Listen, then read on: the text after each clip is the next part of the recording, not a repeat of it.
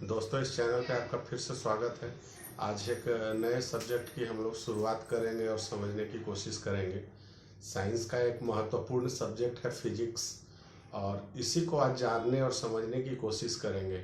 तो आज का हमारा जो डिस्कशन का पॉइंट होगा वो होगा कि फिजिक्स का डेवलपमेंट कैसे हुआ, और मेनली जो फोकस होगा वो फिजिक्स की परिभाषा को समझने की बात होगी। क्योंकि फिजिक्स की परिभाषा और अगर एक बार समझ में आ जाती है तो पूरी फिजिक्स बहुत ही आसान हो जाता है। तो बहुत सारे लोगों को कन्फ्यूज़न ये होता है कि फिजिक्स में पढ़ना क्या है, फिजिक्स में होता क्या है। तो ये चीज़ें ही मालूम नहीं होती है जो कि बेसिक चीज़ है। तो इन्हीं को जानना ज़रूरी है। तो शुरू करते हैं। तो दोस्तों, कोई भी जो परिभाषा होती है वो समय के साथ और उस सब्जेक्ट के विकास के साथ जो है सो बदलता रहता है। तो फिजिक्स के साथ में भी ऐसा ही है। फिजिक्स की जो पहली परिभाषा दी गई वो थी कि physics is the study of nature. Physics is the study of nature, अर्थात प्रकृति का अध्ययन जो है वही फिजिक्स है। परंतु प्रकृति का अध्ययन तो अन्य लोग भी करते हैं, जैसे साहित्यकार लोग करते हैं, एक पोएट भी करता है, एक दार्शनिक भी करता है। तो उसमें और एक फिजिक्स में फिर अंतर क्या हुआ, तो ये चीजें क्लियर नहीं थी। तो आगे जाकर फिर यही जो है सो बदल गया है, इसकी परिभाषा बदल गई और अब कहा जाने लगा कि physics is the study of natural phenomena. तो नेचुरल फेनोमेना क्या है? तो पहले जो प्रकृति की जो बात हो रही थी, नेचर की जो बात हो रही थी कि नेचर का स्टडी है वो फिजिक्स है। तो नेचर का स्टडी का मतलब है कि जैसे दिन रात क्यों हो, दिन रात, उसके बाद तारे, सूर्य, या आसपास की जो भी घटनाएं थी, पर्वत, पहाड़, ये सब चीजें जो हैं सो वो फिजिक्स की ही बात है। अब यहाँ पे है कि नेचुरल फेनोमिना की बात हो रही है, अर्थात प्राकृतिक घटनाओं के अध्ययन की बात हो रही है। तो नेचुरल फेनोमेना क्या है? तो नेचुरल फेनोमेना है कि दिन दिन होना एक नेचुरल फेनोमेना है, रात होना भी एक नेचुरल फेनोमेना है, सूर्य की किरणें जो हमारे पास पहुंचती है वो भी एक नेचुरल फेनोमेना है, पर्वत, पहाड़, नदी, हवाएं क्यों चलती है, तो ये सारी चीजें जो हैं सो नेचुरल फेनोमेना है। अब फिजिक्स जो है सो और आगे बढ़ता है, तब इसमें क्या हो जाता है कि एक परिभाषा आती है कि physics is the study of basic law of natural phenomena. Basic law, पहले पहले बात हुई नेचर की, फिर नेचुरल फेनोमेना के।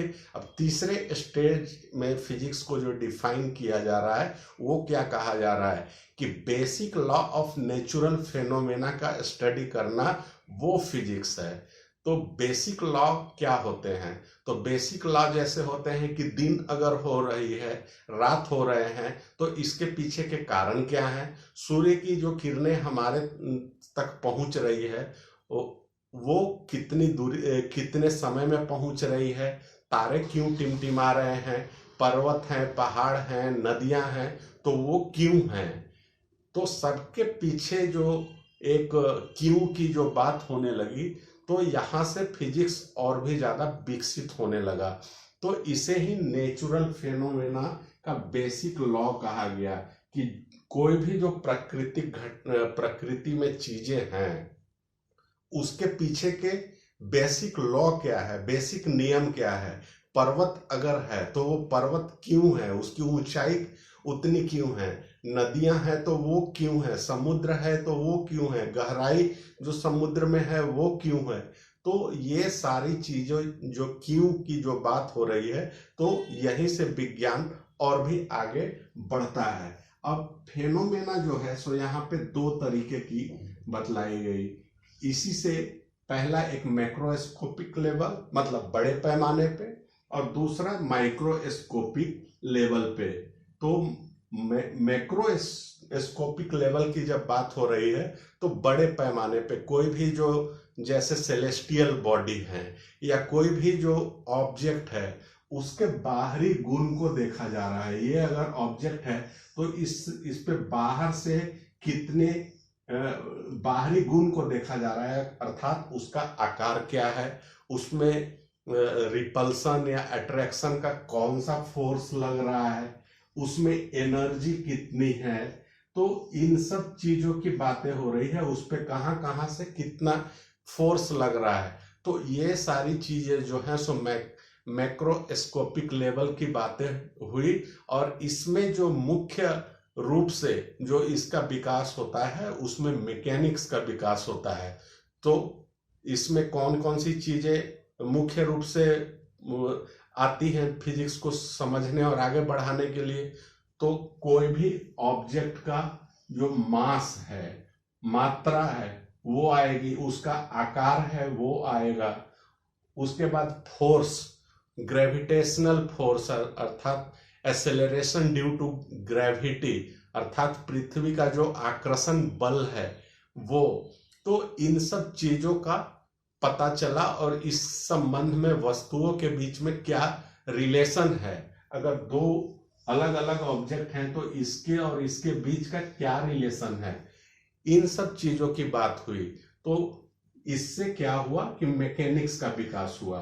अब माइक्रोस्कोपिक जो घटनाएं हैं इसके अंतर्गत क्या आती हैं, तो माइक्रोस्कोपिक में अब आ जाता है कि किसी ऑब्जेक्ट के अंदर की उस भौतिक गुण क्या है, फिजिकल कैरेक्टर क्या है, वो बातें होने लगी, उसको जाना जाता है। अगर मान लीजिए ये कोई ऑब्जेक्ट है तो ये ऑब्जेक्ट भी अलग अलग तत्वों से बना होगा, तो इसका स्ट्रक्चर क्या होगा, और ये जो इसके बीच के जो अलग अलग जो पार्टिकल होंगे उनके बीच का क्या रिलेशन होगा, उनके बीच में अट्रैक्टिव, रिपल्सिव कौन कौन सी फोर्स लगेगी, कौन कौन से फिजिकल कैरेक्टर होंगे, इनका शेप क्या है।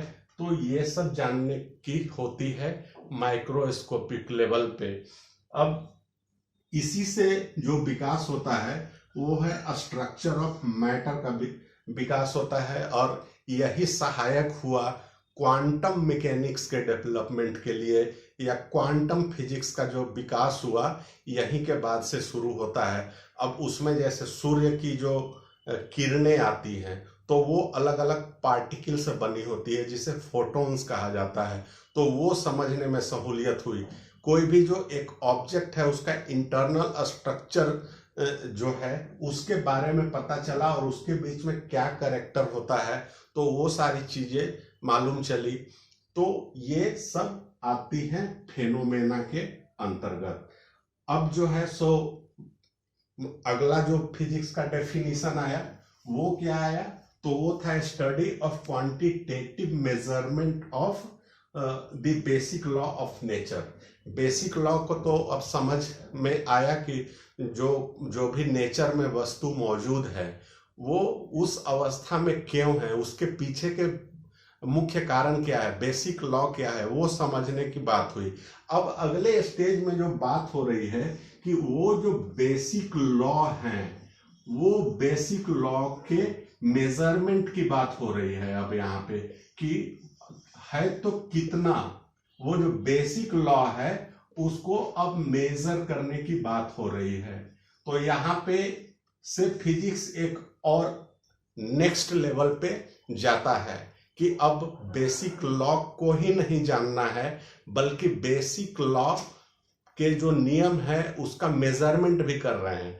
अर्थात अगर किसी वस्तु पे अगर ग्रेविटेशनल फोर्स अगर लग रहा है तो उसकी मात्रा कितनी है, फोर्स अगर लग रहा है तो वो कितनी है, ऊर्जा अगर उसमें है, एनर्जी है, तो वो किस रूप में है और वो कितनी है, किस रूप में भी है और कितनी है। तो ये सब चीजें जो हैं सो वो आती है मेजरमेंट अर्थात मात्रात्मक गणना और उसके मापन की यहाँ पे बात हो रही है। अब फिजिक्स और आगे बढ़ा तो बातें हुई कि नेचुरल जो चीजें हैं और उसके पीछे के नियम को तो हमने जान लिया।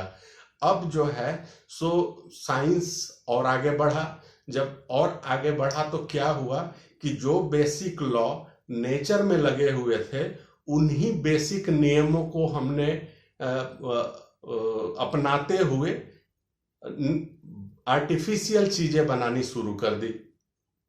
अर्थात नेचर में के जो भी ऑब्जेक्ट हैं उसमें जो जिस नियम के तहत वो काम कर रहे थे, जैसे तारे टिमटिमा रहे हैं तो उसके पीछे एक एनर्जी की बात है, तो उसको लेके आप सोच सकते हैं कि एक बल्ब का आविष्कार कर लिया गया, तो तारों के टिमटिमाने के पीछे जो बेसिक लॉ थे उन लॉ को समझ लिया, कितनी उसमें मात्रा की फोर्स या एनर्जी क्या मौजूद थी, उन सब चीजों को हमने अप्लाई किया और आर्टिफिशियल चीजें बना ली। तो अब यहाँ पे फिजिक्स एक और अगले स्टेज पे जा रहा है। तो इस स्टेज में डेफिनेशन क्या हुआ, बदल गया कि नहीं, सिर्फ नेचुरल चीजों की ही बात नहीं करनी है, आर्टिफिशियल चीजों की भी बात होनी चाहिए। तो अब जो है सो इसका डेफिनेशन हो गया फिजिक्स का कि physics is the science of measurement of the basic law of natural and artificial phenomena. Natural जो है वो तो हमारे बस में नहीं है, उसके पीछे में जो बेसिक लॉ थे उसको समझा, उस बेसिक लॉ से हमने आर्टिफिशियल चीजें बनाई। तो अब जो है सो उन सारी घटनाओं को, आर्टिफिशियल जो फेनोमेना हो रहा है उसकी भी हम स्टडी कर रहे हैं। बेसिक लॉ को लगा के कोई मान लीजिए बल्ब हमने बनाया, तो अब वो बल्ब की जो रोशनी है उसको घटाना है, बढ़ाना है, उसके ड्यूरेशन को, बल्ब के ड्यूरेशन को बढ़ाना है, ऊर्जा की कम खपत हो, ये सब सारी चीजें जब विकास होने लगी तो वो आई कि आर्टिफिशियल चीजों की भी जो फेनोमेना है उसका भी हमें स्टडी करना है और वो फिजिक्स के अंतर्गत आता है। अब जो है, जो लास्ट और जो मोस्ट अभी जो सबसे ज्यादा जो स्वीकार्य है, जो सभी लोग इसको मानते हैं, वो क्या है, तो एक नया डेफिनेशन एक और आ गया कि आर्टिफिशियल और नेचुरल चीजों को आप छोड़ दीजिए। आप जो है सो अब कहा जाने लगा कि कोई भी वो घटना, कोई भी ऐसा चीज हो जिसको कि नापा जा सके, और नापा किस तरीके से जा सके कि साइंटिफिकली और लॉजिकली अगर उसका मेजरमेंट किया जा सकता है तो वो फिजिक्स है। फिजिक्स क्या है कि कोई भी चीज हो जिसका कि मेजरमेंट किया जा सके तो वही फिजिक्स है। अब इसी के अंतर्गत आप देख लेंगे कि जैसे डॉक्टर भी एक होते हैं तो उनकी भी एक कैटेगरी होती है फिजिशियन की, तो वहां फिजिक्स वर्ड एक आया है, तो वहां फिजिक्स का क्या मतलब है, तो वहां पे कहीं ना कहीं नापे जाने की कुछ बात हो रही है, मेजरमेंट किए जाने की बात हो रही है। तो फिजिशियन जो हैं वो क्या करते हैं, तो हमारे बॉडी के टेम्परेचर का मेजरमेंट करते हैं, हार्ट बीट को मेजर करते हैं, या पल्स रेट को मेजर करते हैं, ब्लड प्रेशर को मेजर करते हैं, या ब्लड में और भी जितनी चीजें हैं या बॉडी में और भी जितने पैरामीटर होते हैं उन सारे पैरामीटर्स का मेजरमेंट किया जाता है। लैब से उसकी जो है सो टेस्टिंग होती है और वो पैरामीटर्स निकाले जाते हैं, इसीलिए उन्हें फिजिशियन कहा जाता है। इसी तरीके से ज्योग्राफी एक सब्जेक्ट है, उसका एक जो डिवीजन होता है फिजिकल ज्योग्राफी। तो फिजिकल जो वहां वर्ड यूज किया जा रहा है वो किस लिए किया जा रहा है, तो वहां भी आप जान लीजिए कि किसी न किसी चीज को मापे जाने की बात हो रही है। तो वहां पे भी नापी जाती है कि सूर्य के चक्कर लगा रहे हैं, ग्रह लगा रहे हैं तो क्यों लगा रहे हैं, कितनी दूरी में लगा रहे हैं, कौन से ग्रह सूर्य की परिक्रमा कितने समय में पूरी करता है, अपने अक्ष पे वो किस रफ्तार से घूमता है। तो ये सारी बातें हैं। अगर कोई पहाड़ है तो उतनी ऊंचाई क्यों है, गहराई है तो इतनी गहराई क्यों है, एयर है तो वो उसकी स्पीड क्या है, या रिलेटिव ह्यूमिडिटी की बात होती है कि हवा में नमी की मात्रा कितनी है। तो ये सारी चीजें जो हैं सो वो फिजिकल ज्योग्राफी में आते हैं। अब यहाँ पे एक ध्यान दीजिएगा कि मेजरमेंट की जो बात हो रही है तो वो साइंटिफिक और लॉजिक मेजरमेंट की बात हो रही है। कोई ऐसी चीज जिसको कि मेजरमेंट ही नहीं किया जा सकता है साइंटिफिकली, वो इसमें नहीं आते हैं। जैसे एक मान लीजिए कि उदाहरण के लिए कि बोलते हैं ना कि तुम हमें कितना प्यार करती हो, तो कितना प्यार करती हो, इतना इतना इतना कितना, वो कितना जो है सो कम या ज्यादा बहुत, उसका मेजरमेंट का पैमाना क्या है? कोई पैमाना है? नहीं है। तो वो क्या है कि साइंटिफिक मेजरमेंट या लॉजिकल मेजरमेंट नहीं है, तो वो फिजिक्स में नहीं आएगा। तो आज के डिस्कशन का जो सबसे निचोड़ क्या है, तो फिजिक्स क्या है? तो कोई भी ऐसी चीज जिसको कि साइंटिफिकली मेजर किया जा सके, वही फिजिक्स है। तो जब मेजरमेंट के लिए हमें क्या चाहिए, तो यूनिट चाहिए, और उसका मेजरमेंट तो ऑलरेडी है ही। तो हमारा जो अगला टॉपिक होगा यूनिट एंड मेजरमेंट। अब यहाँ पे एक शब्द और जान लीजिए कि साइंस जो शब्द है वो साइंटिया से आया है, और इसका मतलब होता है कि टू नो, जानना, और इसी को विज्ञान कहा जाता है, उर्दू में इसे इल्म कहा जाता है। तो दोस्तों, हम उम्मीद करते हैं कि आज का ये वीडियो आपको अच्छा लगा होगा। अगर पसंद आया हो तो दोस्तों के बीच में शेयर करें, लाइक करें, इस चैनल को सब्सक्राइब कर लीजिए, नोटिफिकेशन वाली घंटी जरूर दबा दीजिए। धन्यवाद दोस्तों।